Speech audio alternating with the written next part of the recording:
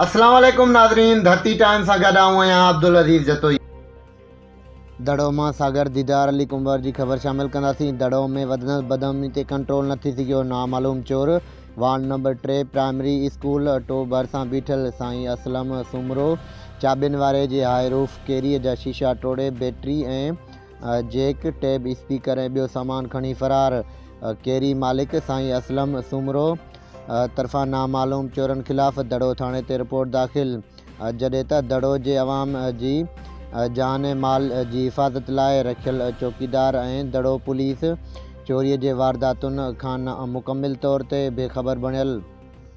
यादि रहे त दड़ो में भरपासे जे मुख़्तलिफ़ इलाइक़नि में चोरियुनि ऐं फुरुनि जूं वारदातूं थियणु रोज़ जो मामूल बणियल आहे। फ़क़ति हफ़्ते दौरान 10 खां वधीक वारदातूं थी चुकियूं आहिनि, पर पुलिस कंहिं बि जवाबदार खे गिरफ़्तार न करे सघी आहे। दड़ो जा शहरी मुकमिल तौर ते अदम तहफ़्फ़ुज़ जो शिकार आहिनि।